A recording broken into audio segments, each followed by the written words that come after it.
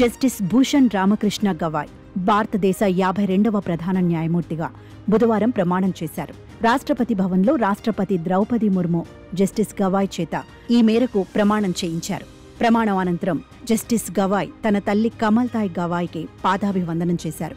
ఈ కార్యక్రమానికి ప్రధాని మోదీ, కేంద్ర మంత్రులు రాజ్నాథ్ సింగ్, అమిత్ షా, జేపీ నడ్డా, అర్జున్ రామ్ మేఘ్వాల్, ఉపరాష్ట్రపతి జగదీప్ ధన్కడ్, మాజీ రాష్ట్రపతి రామ్నాథ్ కోవింద్, విపక్ష నేత రాహుల్ గాంధీ తదితరులు హాజరయ్యారు. 64 ఏళ్ల వయసున్న జస్టిస్ గవాయ్ ఈ ఏడాది నవంబర్ 23 వరకు సీజేఐ పదవిలో కొనసాగనున్నారు. కాగా జస్టిస్ గవాయ్ బౌద్ధ మతావలంబకులు, తద్వారా దేశ తొలి బౌద్ధ సీజేఐగా నిలిచారు. అంతేకాదు, జస్టిస్ బాలకృష్ణన్ తర్వాత సీజేఐ పదవిని చేపట్టిన రెండో దళిత వ్యక్తిగా పేరొందారు.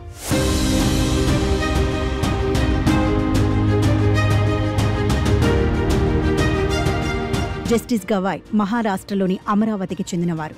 ఆయన తండ్రి ఆర్ఎస్ గవాయ్ సీనియర్ రాజకీయ నాయకుడు. రిపబ్లికన్ పార్టీ ఆఫ్ ఇండియా పార్టీని స్థాపించి దళిత వర్గాల నేతగా పేరొందారు. 1985లో భూషణ్ రామకృష్ణ గవాయ్ న్యాయవాదిగా తన కెరియర్ను ప్రారంభించారు. 1992-93లో బాంబే హైకోర్టు నాగ్పూర్ బెంచ్లో ప్రభుత్వ అసిస్టెంట్ ప్లీడర్గా, అడిషనల్ పబ్లిక్ ప్రాసిక్యూటర్గా పనిచేశారు. 2000లో ప్రభుత్వ ప్లీడర్గా, పబ్లిక్ ప్రాసిక్యూటర్గా పదోన్నతి పొందారు. 2003లో బాంబే హైకోర్టు అదనపు న్యాయమూర్తిగా నియమితులయ్యారు. 2005లో హైకోర్టు శాశ్వత న్యాయమూర్తి అయ్యారు. 2019 మే 24న సుప్రీంకోర్టు న్యాయమూర్తిగా పదోన్నతి పొందారు. సీజేఐగా మంగళవారం పదవీ విరమణ చేసిన జస్టిస్ సంజీవ్ ఖన్నా అదే ఏడాది అదే రోజు సుప్రీంకోర్టు జడ్జిగా నియమితులయ్యారు. సుప్రీంకోర్టు న్యాయమూర్తిగా జస్టిస్ గవాయ్ గత 6 ఏళ్లలో దాదాపు 700 ధర్మాసనాల్లో ఉన్నారు. దాదాపు 300 తీర్పులను స్వయంగా రాశారు. పలు కీలక తీర్పుల్లో ఆయన భాగస్వామి.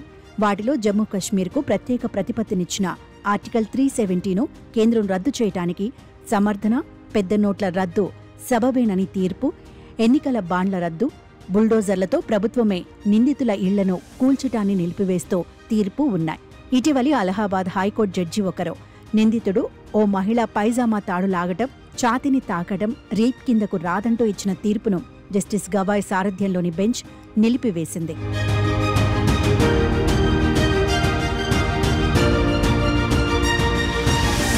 సీజేఐగా ప్రమాణం అనంతరం సుప్రీంకోర్టులో తనను న్యాయవాదులు కలిసిన సందర్భంగా జస్టిస్ గవాయ్ జై భీమ్ అంటూ వారిని పలకరించారు.